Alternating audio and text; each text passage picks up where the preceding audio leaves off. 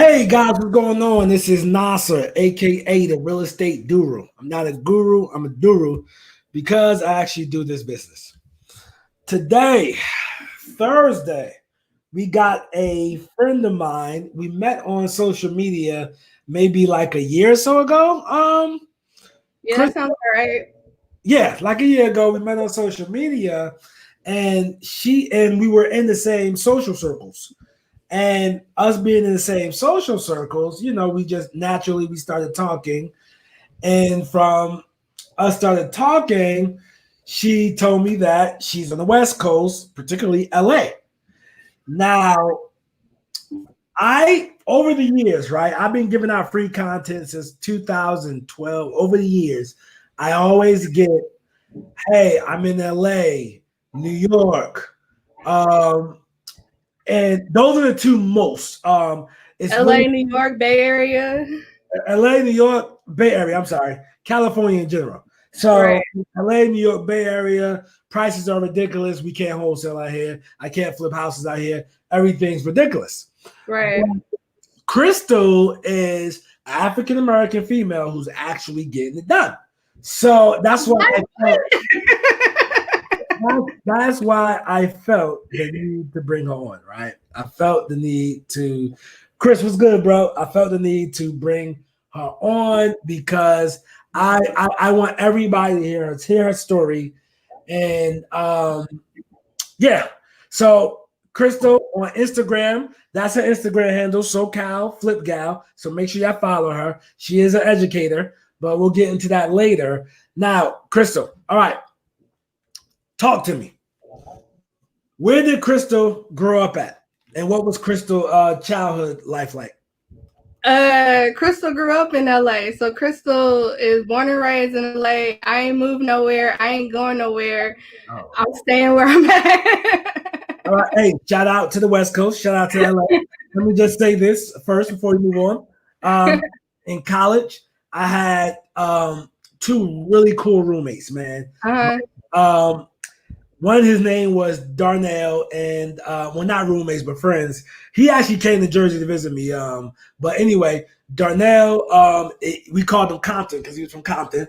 And it was another kid. I lost contact with him, man. I can't think of his name, but he grew up on the side of Californians with the Bloods. Okay? Whenever that is. Now, like Inglewood area, Inglewood is blood. I mean, like there's some Bloods in Compton, but I know, but let me explain why I made the statement. California is about 70% crypt. Okay. So Bloods are the minority. And at that time in Jersey, Bloods were the majority at that time. It's back out there. So you thought at home, right? Yeah. So with that being said, man, this dude was so cool, right? But back then, we didn't have social media. I had his phone number, and I end up his phone number was on the paper, and this girl, she got mad at me. She ripped the paper up, and I didn't have contact with those people anymore, which kind of sucked, bro. But yeah, man, if you went to Wilberforce with me, reach out to me, especially if you're from Cali and you grew up in that Blood neighborhood, bro. I miss you. All right. You don't know his name? You can look him up on Facebook. Yeah, I was talking to other friends, and I remember I used to know his name. I was talking to other friends, talking to my man Compton, and Compton was like, "Nah, bro, I ain't see it here from that fool." And this one we were on Facebook, so regardless of what, I'm not going to focus on that. But shout out to Cali. I've never been, but I got to go to Roscoe's Chicken and Waffles. And me and Crystal, we talked about that offline. But anyway, how you grew up in LA? Okay, you grew up in LA. Okay, you go to high school. What about did you go to college? Yeah, so I did the whole college and grad school thing. So even for college, I stayed local. I went to UCLA, go Bruins. And then after that, I went to grad school at Loma Linda. So my whole plan was to do grad school, do medical school, and become a pediatrician.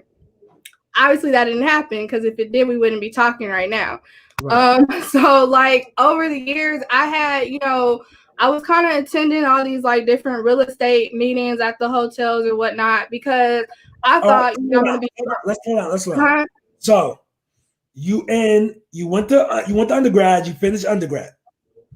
Then you went to grad school. Right. Did you finish or you dropped out? I didn't drop out. Okay, you finished.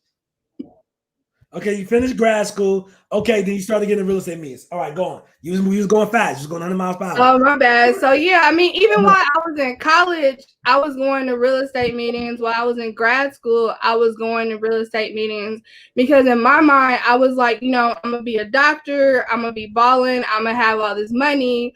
I'm gonna need something to do with the money. I need to invest it, right? So I thought, you know, I would invest it in real estate. And so that's why, you know, I had been attending all those meetings. It was supposed to be plan B, but it ended up being plan A. So that's kind of like how I got into real estate. So when I finished grad school, I didn't go to medical school. I had my own tutoring company. So I had my own tutoring company and I had about like 20 or 30 tutors who worked under me. And then I also worked for a real estate company that was purchasing non-performing second loans and trying to get them performing. So that was kind of like my, you know, office real estate experience. But aside from that and going to different meetings, that was kind of like the extent of my, you know, real estate experience. Okay, so you run the tutoring business. Is that is that where you got the entrepreneur bug? Yes, I mean, I think I've had the entrepreneur bug like ever since I was like younger. Because I remember like I think I got the entrepreneurial bug hustling Girl Scout cookies. I think that's like Okay, all right. I think that's where I got it from that. And then I remember my 7th grade class, we went on a trip to Italy. And so I used to sell like little candies and cakes and pies to raise money so that I could go on that trip to Italy. So I think just like over the years, I've had little entrepreneurial things. Even when I was in 3rd grade, I got suspended for making what was those lanyards? Oh, I forgot what we called them in Jersey, but I know what you're talking about. Yeah, those little lanyards. I used to make those and sell them. And then, like, did I get suspended? I don't think I got suspended, but I think they were like trying to threaten us for getting suspended for selling those. Oh. So I think that's like really where it started back in 3rd grade, where we got in trouble for selling those lanyard things. Okay, all right. Let's stop right there. Okay, so Right. so basically, you were born ambitious. You were born a hustler. Yeah. Okay, all right, got it. I got it.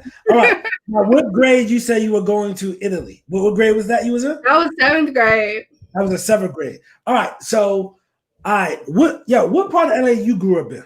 Because back in Jersey, we wasn't going to Italy in 7th grade, bro. I grew up in like, you know, South LA, but I went to school, you know, in Palisades. So I was bused to school. Oh, you got busted in? Yeah, I got bused in. So, you know, it wasn't, you know, schools in the inner cities going to 7th grade field trips to Italy. I was bused. So I always go to school on the west side. Well, not even the west side, like, you know, like predominantly white neighborhoods. That's where I went to like elementary, middle school, and high school. Okay, South LA. Okay, so all right, you grew up in South LA, but you went to school somewhere. Okay, because this was a good school. They was taking you out the country. Because when I got in high school, that's when field trips. That it was over with. You know what I mean? We ain't go no field trip, no nothing. Like where it is bond. So it was straight up like, yeah, it was nothing to look forward to. But anyway, okay, so I get it. All right.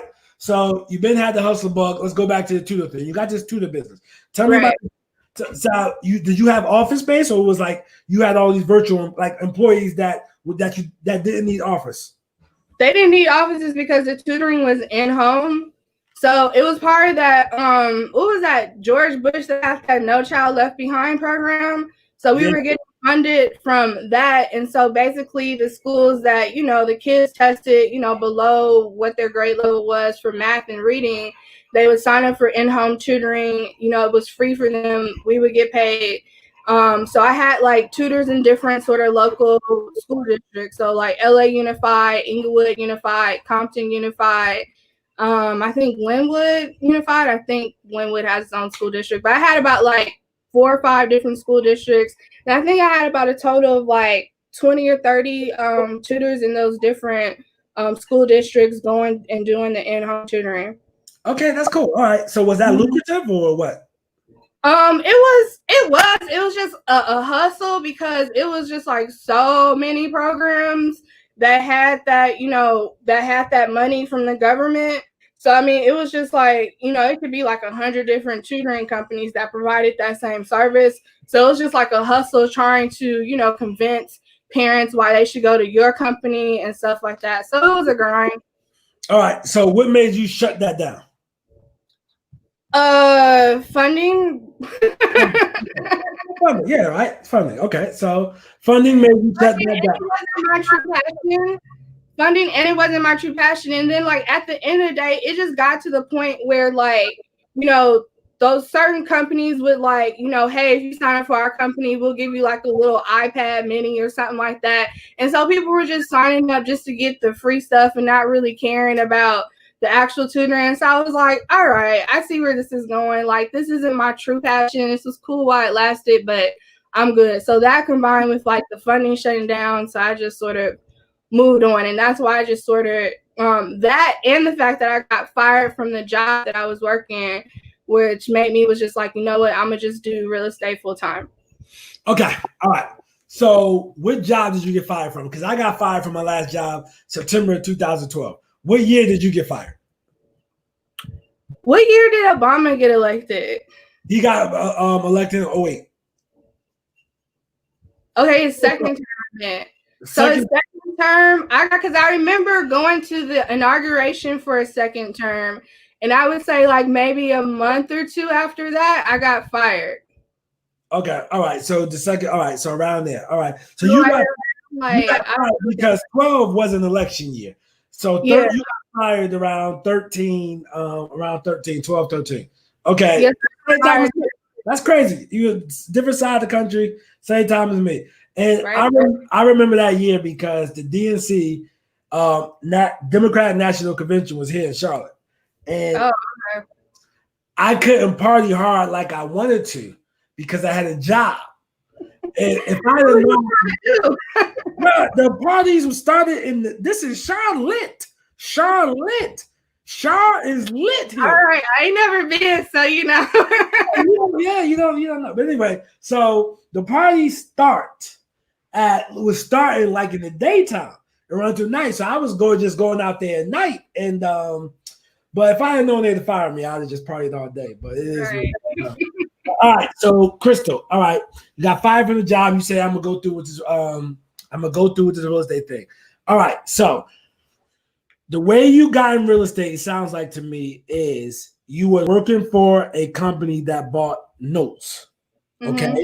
So by you working for a company that bought notes, that's what were you doing? Like, what exactly were you doing for that company? I was like making initial contact with the borrowers. So like we would buy the note from like one of those big Wall Street firms, and we would get like a pool of them. So it was kind of like my responsibility to sort of put the file together, try to make that initial contact with the borrower to see what they wanted to do. So I was kind of like, I don't know what you would call that. I don't know what my official role was. Like admin, reach out. All right. I don't know what you want to call it. You described it good. Okay. All right. Now, so you all right. So tell me about your first real estate deal. Like, how did you do that first deal? Was it a wholesale? Was it a flip? Talk to me. So my first deal was a wholesale. Okay, let's start right there. Your first deal was a wholesale. Was that before getting fired or after getting fired? That was. Ooh, good question. It might have been, I would say, maybe around the time I got fired. I think I was working on this because my first deal that I remember was a short sale that had been on the market for a long time. So short sales were really popular like 2011, 2012, 2013. Okay. So like, I think it was one of those things where I think kind of like when I was off work, I was calling listings that had been on the market a long time. Okay. And I might have started it while I was still working, but maybe it closed while I was fired. Like I don't remember the exact timing. Okay, all right. That was my first deal, was a short sale that had been on the market for a while. I had kept calling the listing agent, and she told me, "Oh, I for sure have a buyer. I for sure have a buyer." And then I was like, "Okay, fine." And one day I called her, and she said, "Yeah, I have a buyer." And then the next day, she literally called me and was like, "My buyer fell out. Do you want to buy it?" I was like, "Hell yeah." Okay, all right. So, okay, perfect. All right. So you're following up with this one lead, right? Mm-hmm. One lead. Okay. You zoomed in on one lead. From you zooming in on one lead, what you did Well, was I wouldn't say like that was the only one. That was my strategy. I was calling listings that have been on the market for a while. That was the one that actually ended up closing. got But it. I wasn't just calling her, Okay. just her.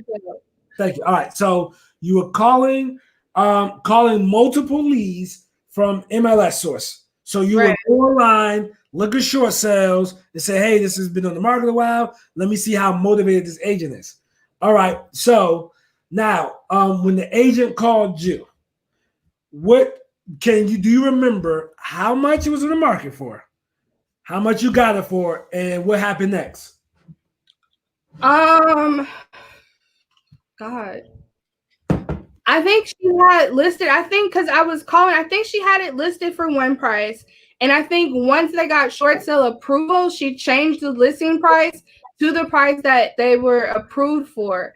So I didn't really have to do any like price changes or negotiations or anything like that, because from what I remember, she had changed it to the price that it was approved at. So that way I knew like, okay, this is the number that it needs to be at in order for it to be a deal. Got it. Okay. So you okay. So you get the contract. Did you have to put up an earnest money deposit, due diligence money, or do you just sign the contract and then you did what? I signed the contract. I did put up some earnest money. I think I put up like $1,000 earnest money. Okay. And then once I signed the contract, and she accepted my offer, I got in touch with, I'm trying to think, like, I got in touch with a cash buyer.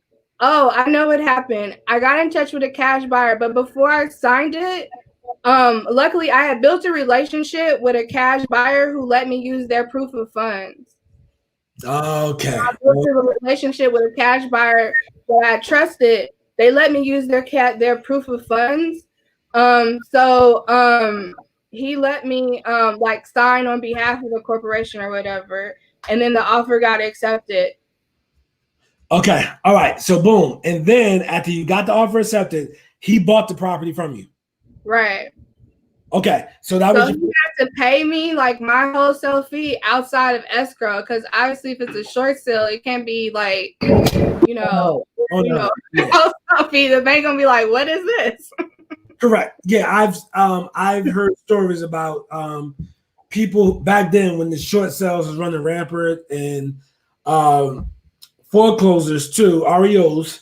Somebody do like a double close or a short sale, and the bank has 48 hours to unravel that sale. And I've actually heard that. So I met somebody that he told me, man, the bank unraveled the sale because he was making, it was a short sale. He was making a nice, like a 5-figure amount. I want to say like 15, 20. So they unraveled the sale. Like, man, nah, you ain't getting that. And he said he went back to the attorney, like, yo, what's going on? Attorney, like, yo, it's out of my hands. Right. Yeah. The bank not trying to see you make money if they taking a loss. There you go. All right. So, all right, you got the first wholesale deal. What happens next? Like with your real estate career? All right, let's take steps of. Did you do more wholesaling? Did you get into flipping? Yes, I did some more wholesaling. I did. I think I did maybe like another 1 or 2 transactions doing that same method. Just finding listings that were on the MLS for a while. That were short sales. They just ended up being short sales. I wasn't actually focused on short sales. I was just focused on listings that were listed for a while. So I think I did that for maybe like another, 1 or 2 transactions. And then I feel like that kind of started to dry up the whole short sale thing. So then that's when I started transitioning into more off market stuff. So I think while I was making those offers to those properties that were on the MLS, that's kind of like when I started driving for dollars to sort of build up that list, and then just started developing like, all right, here's, you know, a list of houses I found driving for dollars. Let me start trying to market to those. Okay. So what you did was you did a few short sales, did a few more short sales. Now, at that time, I'm assuming that you're able to live and you're able to stack money from your from these wholesale fees, correct? Right. Okay. And you're now, were you still working with just one cash buyer, or did you find another one? No, for those first like 2 or 3, it was just that same cash buyer because I was using his proof of funds. Correct. So, you know, I thought it wouldn't be, you know, on the up and up for me to use his proof of funds and, like, you know, sell it to somebody else. Yeah, it was a win-win situation. Kind of karma on me. So it was a win-win situation, and it's the reason why I'm asking these questions. I'm trying to point this stuff out. But yeah, it's a win-win situation. So essentially, if somebody has a deal in the Charlotte metro area, y'all asking me 50 questions, let me get an opportunity to buy it. Or if you tell me, yo, like I had people tell me, like, hey, I say that it's like, yo, this is the price I want for the property. I'd be like, all right, look, I want it. What you need me to do? And they go blank. I literally had that happen before. Like, you know, like, yo, look, what do you need me to do? I want the property. Like, so yeah, like my thing is building relationships. So he's letting you use his proof of funds, and in return, he gets the first right refusal at the deal. He buys the deal. You get a wholesale fee. I don't see. Yeah. We had to trust each other because he had to pay me under the table. Because, like we said earlier, the banks ain't trying to, you know, see a $10,000 wholesale fee on their, you know, side of the HUD if they're taking a loss. So, you know, he had to trust me with his proof of funds. I had to trust him that he would actually pay me, you know, once he purchased it and everything outside of escrow. All right, I get it. Yeah, I mean, yeah, I got relationships with some buyers that I just send to the property. I mean, but relationships are everything. I mean, I know people, but sometimes when people are newer, you must have been all right. But sometimes, especially when people are newer, but even not when they're newer, some people are just greedy and they'll do anything to cut you out for $1. You know, oh, well, you know, they're going to give me more, even though I told you I was going to give it to you for this price. You know, he was like, yo, look, man, you told me everything you want me to do. I did it. And now you come back with, oh, they're going to give me more, you know, so. Right. Some people just like that, unfortunately. So, all right, so cool. All right, so you done that. Now you're driving for dollars. Mm-hmm. And you're driving for dollars, and you're still wholesaling. All right, tell me about how you get the deals drive for dollars. You drive for dollars, then do what? Drive for dollars, and then back then there was no reverse voicemail or cold calling or, you know, text messages. All that wasn't popping back then. So back then it was strictly direct mail. Okay, so direct mail. So you're mellow. All right. Mm-hmm. So I would drive for dollars, get my little list. And then, you know, I would mail them. I think I would send them like a handwritten letter because back then I was still on the yellow letters with the red ink. Yeah. Hi, my name's Crystal. I want to buy your house at 123 Main Street, and then put my phone number. So that's what I was doing with my driving for dollars list. Okay. So, all right. So she got a few wholesale deals driving for dollars. Now I was starting wholesale around that same time. Unfortunately, you know, buyers were claiming, oh, I don't want no MLS stuff. I don't want no MLS stuff, the same as they do now. But there were people making great money on the MLS, but they weren't telling anybody because there were an abundance of deals on the MLS at that time. You could throw a rock and get a deal on the MLS.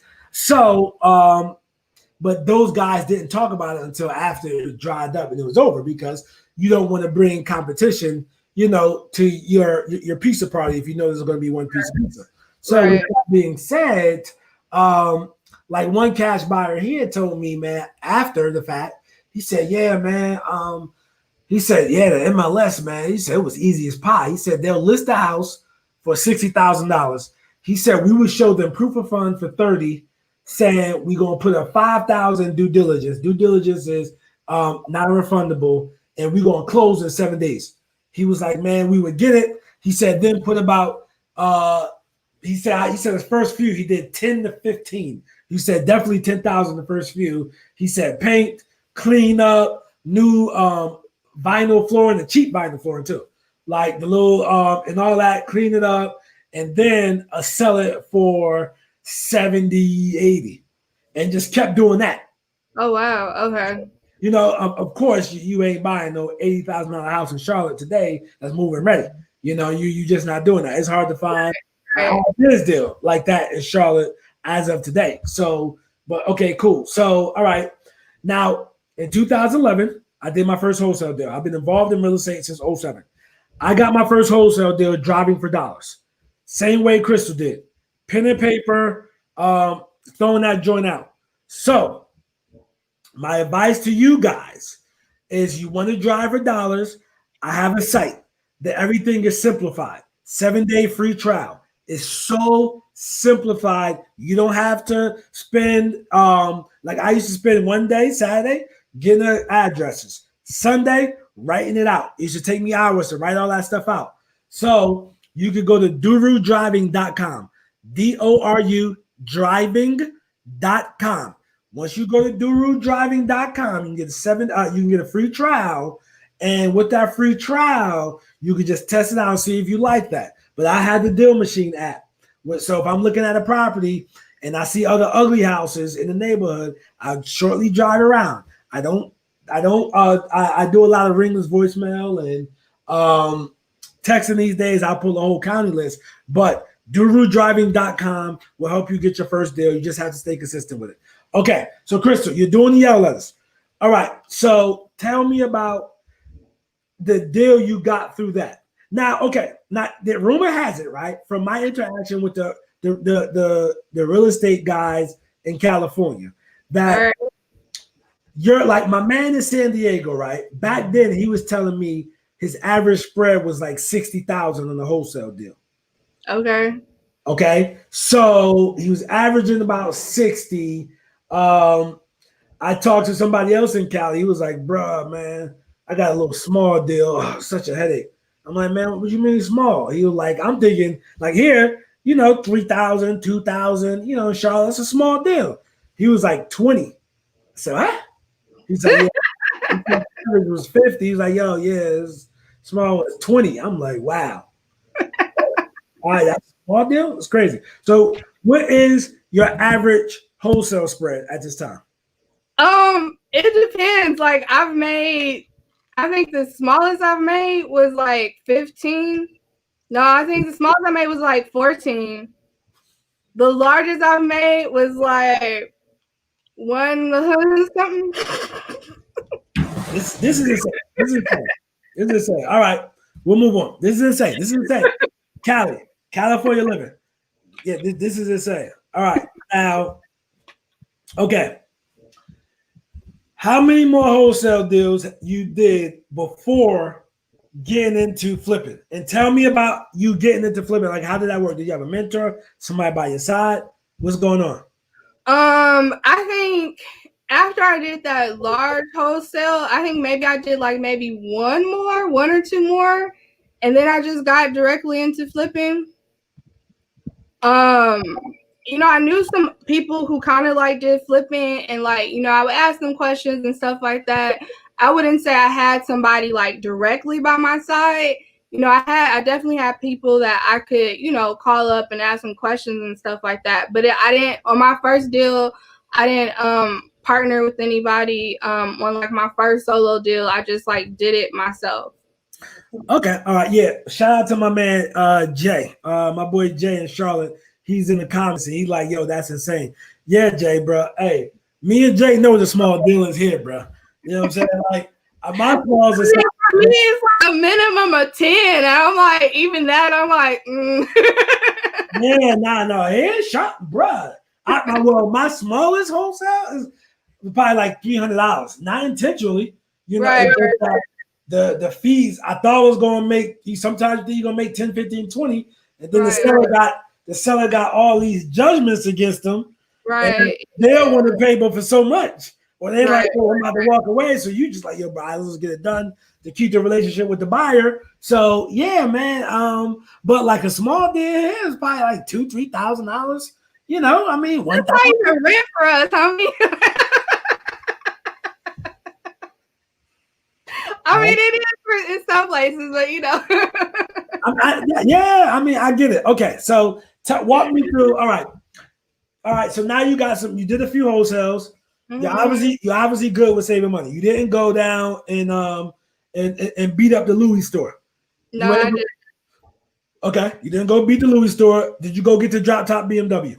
I did not. I didn't go get the drop top. I didn't go get the bag. I didn't go, throw all my ones at the strip club. None of that.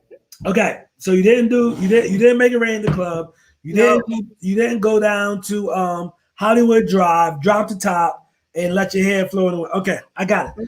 All right, so tell me about you come across the opportunity for your first flip. Did you use hard money, and how did this work? So for my first flip, I used hard money. Okay. And I have to call around to a lot of different hard money lenders because not a lot of them are willing to loan to a first-time flipper. Absolutely. Same here. So I had to use hard money, and the rates were stupid. Yeah, of course. Same here. You know what I mean? Yeah, of course. Especially when you new. So, Right. All right. So, all right. My man Chris said you ain't get the 2021 slingshot, but yeah. Okay. So, all right. You get into flipping houses. Tell me about where is this house like in the nice neighborhoods in the hood? Like, tell me about how much it cost. How much did this first house cost you? So this first house, I'm trying to think of the numbers. I want to say it was like I picked it up for like $290. Do you remember how many bedrooms and bath that is? It was a 3-2. For No. It was 3 bedrooms. Yeah, 3 bedrooms, 2 baths. Nice side of town or bad side of town? I would say, average middle class, working middle class side of town. Do you remember the ARV? I sold it for like $480 or $490. Hey, bro. First of all, how much square feet was this house? 15 or 16. So for 1,600 square feet in the average middle class, it's going to run me $490, and we talking about. And that was 5 years ago.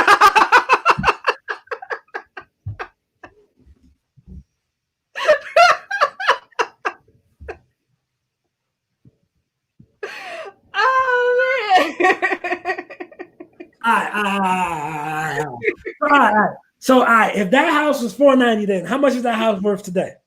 You would get it on Redfin, and it was like 6 something, 650s, something like that. All right. So for me to be middle class, I gotta buy this house for 6 something. Yeah. Hey, Chris, bro. I love the South, bro. Like, I'm talking about my man Chris Jackson, bro. I love the South, bro. Like, we do not have to deal with that, bro. Yo, 600,000 will get you middle class in LA. Man, there's houses in Inglewood selling for like $850, $900. That's in Inglewood because of the stadium. And what stadium we talking about? The Rams Stadium. So I gotta pay $800,000 to live next to the Rams Stadium. Yeah, and they have some new construction in Inglewood. That's like maybe a few blocks from the stadium, right across from a cemetery, selling for $1 million. All right. So, from my understanding, right, I'm a city boy. I grew up on the East Coast. I've never been to LA. I have been to Cali multiple times. Now, shout out to In-N-Out Burger. That is the greatest.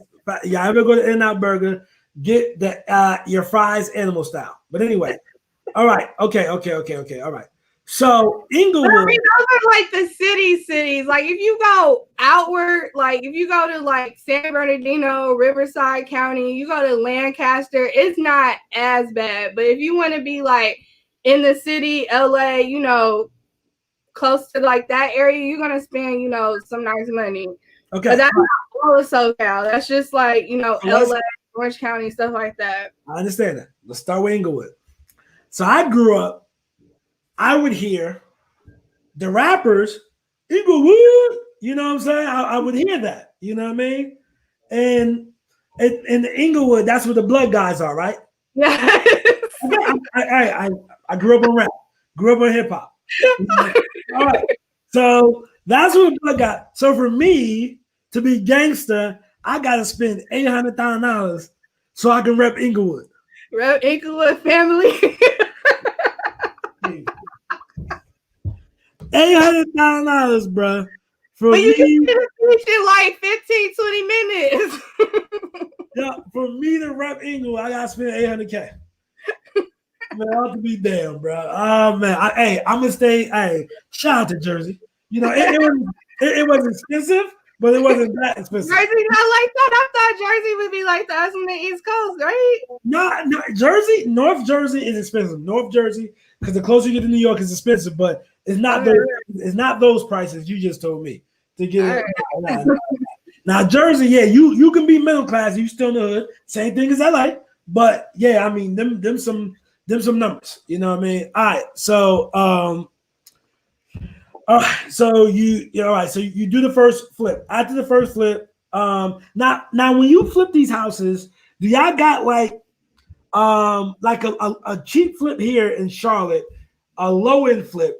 If I got real blessed, I can get a flip 2025 spent and be done. Do y'all have those type of flips in Cali? I've never done a 20 or 25. No. Okay. That's not. And I mean, like, I think because, like, a lot of our houses are older.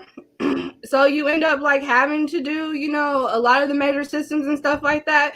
I have yet to do a rehab where I just, like, put paint and carpet and put it back on the MLS. Okay. Like, I'm always redoing kitchens. I'm always redoing bathrooms, stuff like that. So I think the least amount of money I've ever spent on a flip was like $55.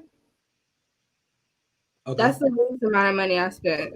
All right, that's the least. Okay, all right, yeah. I mean, you can get like I'm talking about inside of Charlotte. You know, my man Max, he gets some real out there. Like he's further out than Charlotte. He's like probably like 70, 80 minutes from me, but yeah, see in Charlotte, like a low end cheap flip, maybe like 20, 25, you can probably get away.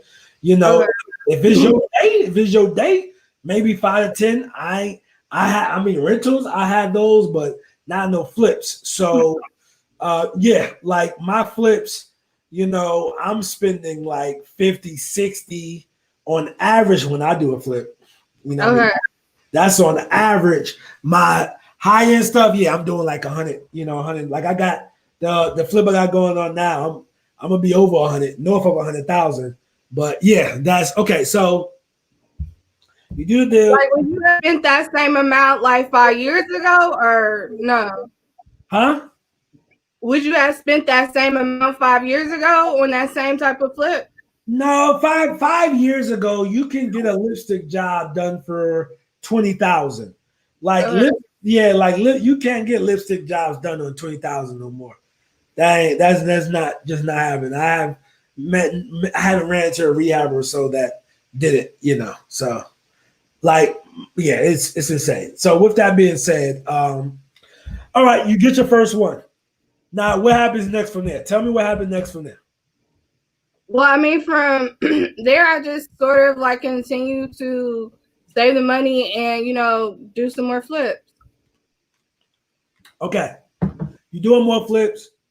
Now, are you still using that same hard money lender, or do you have multiple relationships?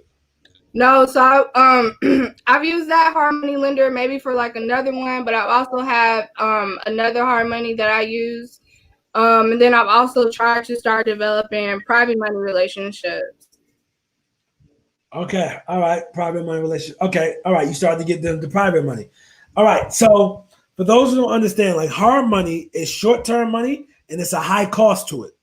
So interest rate on hard money could be anywhere between 10 and I heard the highest 18%. I heard here. I don't know about how high it can get in the country. Maybe it can get higher. I don't know. But it's short-term money.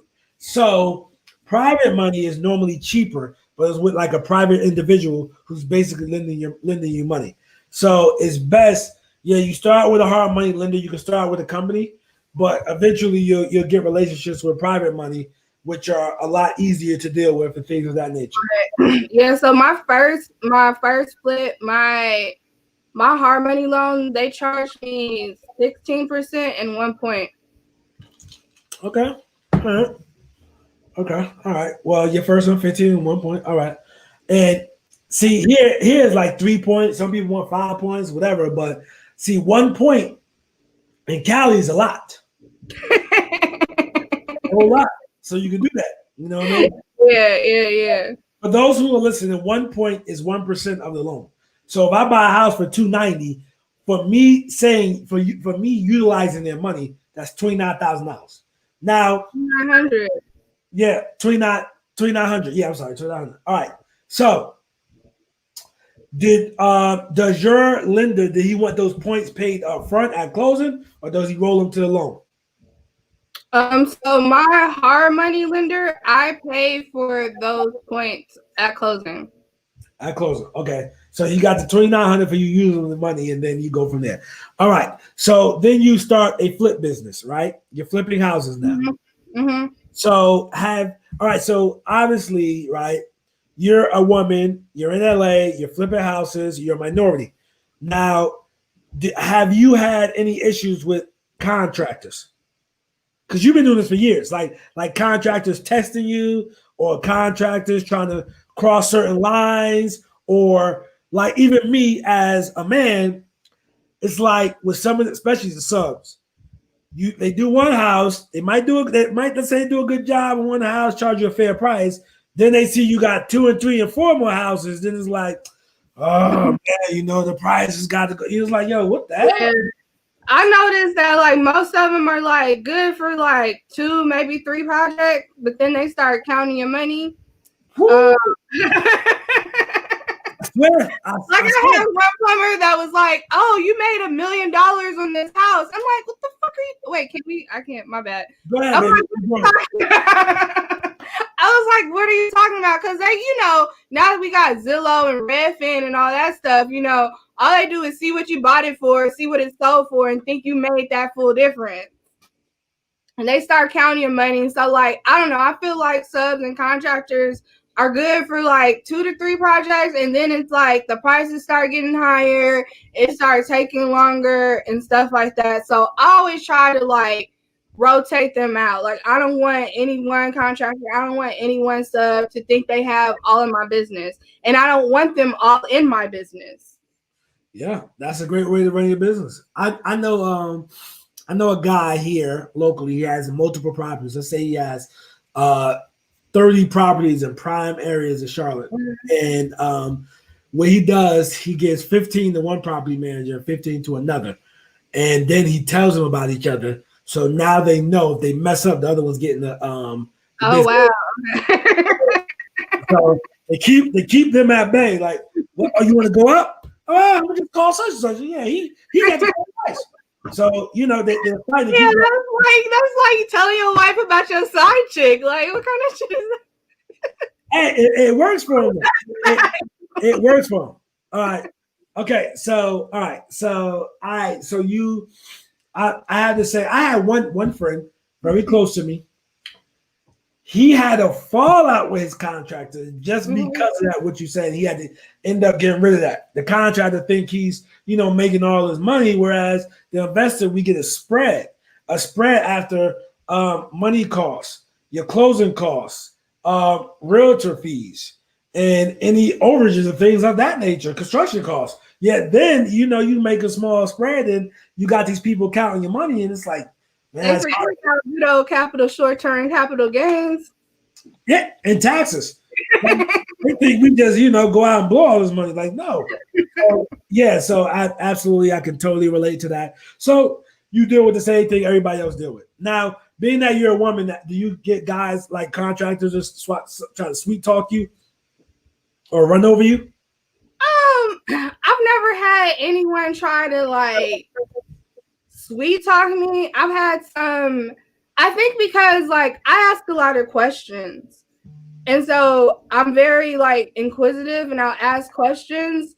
And so I think it makes it harder for them to try to like sweet talk me or try to get over on me, because I'll be like, wait, homie, like 2 days ago when I asked you this, you said that.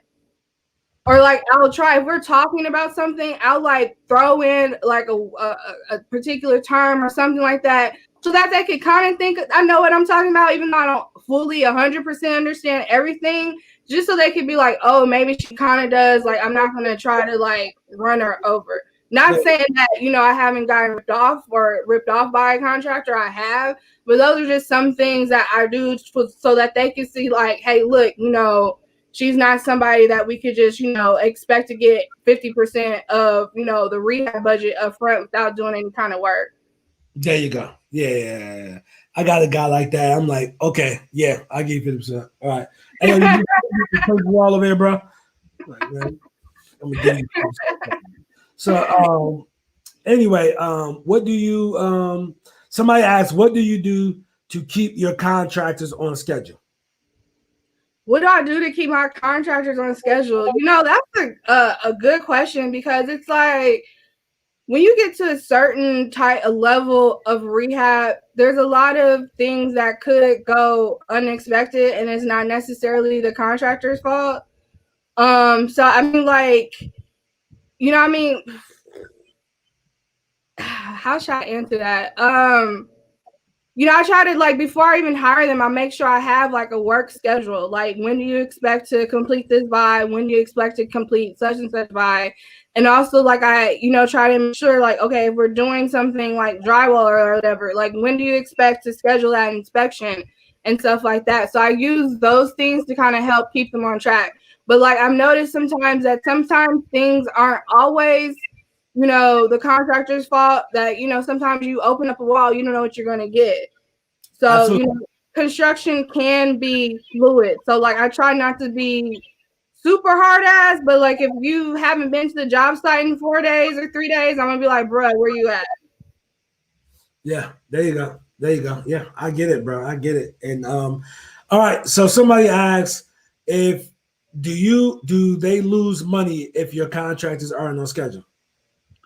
I don't know if this is just my experience or what, but I have, like, there's a lot of people who tell you to, make sure, if the rehab isn't done by a certain date, like, then start taking away money. A lot of contractors that I run into, they aren't willing to sign something that says that, because I think they kind of know in the back of their mind construction is fluid. Things can be my fault. Like, it could take me a week or two to order the tile. So I don't penalize them, or I don't take away money if they aren't on schedule, because it's really, to me, it's harder to enforce. I haven't thought of a way to like enforce that. I don't know if that makes sense or not. No, it makes sense. I've read the contract, said, man, I'm not signing that. No, we're in the hot market. Right. I know those things sound good, but you're in a major city, you're in a hot market. The good contractors are not begging for work. Right. They're not begging for work. They are booked, especially here in Charlotte. If you're licensed, man, listen, you ain't even gotta be good if you're licensed. You just getting work. So, all right. So, all right. So, it was one of those things that sound good in theory, but actually in practice doesn't always necessarily work. Correct. All right. So, all right, we got about 9 minutes. I want to wrap this up. So, all right. Do you have a project going on right now? I do have a project going on right now. The project I have going on right now is in the West Adams area of Los Angeles. Okay, I never heard of West Adams. Are there any rappers? I never heard of West Adams before either, until a certain group of people decided to rename the neighborhood that. Oh, okay. All right.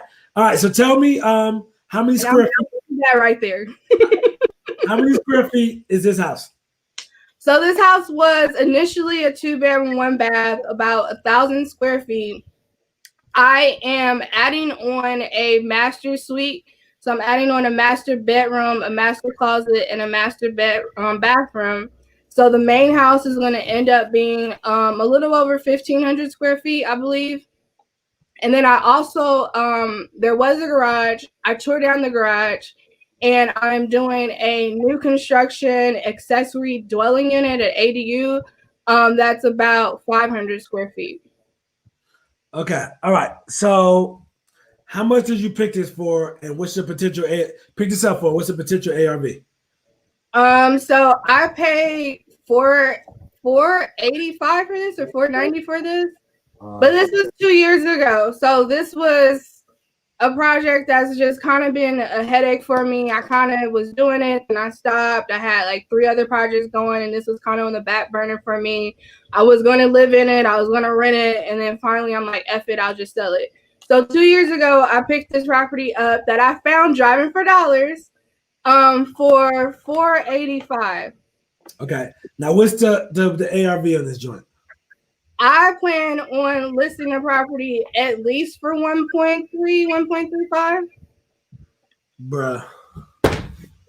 So you mean to tell me somebody gonna buy 1,500 square feet for 1.3? Mm-hmm. And that's American dollars. Yeah, American dollars. OMG. Not pesos, not rubies. American dollars. Man, 1,500 square feet. But it has the ADU in the back. Man. Combine the two, that's like 2,000 square feet. Bro, all right. So, all right. Yeah, the lot is like 5,200. Okay, I never been to LA. If I buy this house, right? If I buy this house, can I walk to the Staples Center from this house? Can you walk to the Staples Center? You can walk to the train thingy that goes to the Staples Center. That still ain't good enough for me. But okay. All right. But then you can walk to the same train thingy and it'll take you to the beach. Or you can walk to the same train and it'll connect to the Crenshaw line whenever it opens that connects to LAX. That is not too far from the stadium. You see how it all kind of connects together? So basically, you buy his house in this neighborhood, you get public transportation to the beach, LAX, or the Staples Center. Yes, or you can get off before you get to the Staples Center and go to the Coliseum. And in a few years, we will have the George Lucas Museum, which is like $1 billion museum. All right, so you buy his house for 1.3. You get the goddamn George Lucas Museum that you can visit. You don't own it, but you can visit. Yes, that way, and then that way is the beach, and then you could take it to like the Crenshaw line and stuff like that. All right. All right. So we coming up on the hour. So all right. Crystal, for people who want to know more about you, where can they find you at? What type of program are you offering? And just how to get in contact with Crystal. So for those of you who would like to get in contact with me, I am on Facebook and Instagram at SoCal Flip Gal. It's spelled exactly how it sounds, SoCal Flip Gal, both on Facebook and Instagram. I do have a wholesaling coaching and mentorship program for those of you who may be interested in wholesaling. And I plan on coming out with a little mini course on like my experience dealing with contractors and stuff like that, and renovations in general. Okay, that's definitely needed in this space. Okay, and you definitely been doing it for some years now, and congratulations on all your success. I appreciate you, coming on to let me interview you today. Thank you for having me. Thank you for thinking of me. I appreciate it. Yeah, I was looking at one of your ads, and I'm like, oh, that's Crystal. Let me tell you. Yeah, man, so, yeah, I mean, hopefully the Lakers win the championship, They will. Hopefully. We don't talk. We don't put doubt in the language that I get it. We All right. certainty. We talked and we know the Lakers will win the championship. Shout out to my boy LeBron. So, all right, yeah, you know me. I'm a Hornets fan, and we ain't winning too much anything. But we know we got the number 3 pick, so we might get the ball kid. And y'all can have, the little brother LaMelo, LaJello. We got number 3 pick. We might get him. So, hey, you know. So anyway, y'all players a whole lot too, for doing nothing. We write big checks for doing nothing. Absolutely. Like if you want to get, let me try out. I'll be on the practice squad. we're gonna sign you for a 5-year, $20 million deal, and then we're gonna complain that we don't have any money in the salary cap. So, everybody, let me wrap it up. We getting close to that 9 o'clock hour. Crystal, thanks again. I'm about to end it, but before I end it, make sure you follow me on Instagram, Real Estate Guru. I have a Facebook group. You can ask me all your real estate questions in that Facebook group, which is Wholesaling with the Guru, DORU. In that Facebook group, ask me all your real estate questions. I try to check that group at least 1 or 2 times a day. And yes, you can follow me on Instagram, and of course, when I post YouTube videos, make sure y'all like, comment, and subscribe. All right, until next time, I wish you guys much success in your life and in your business. Peace.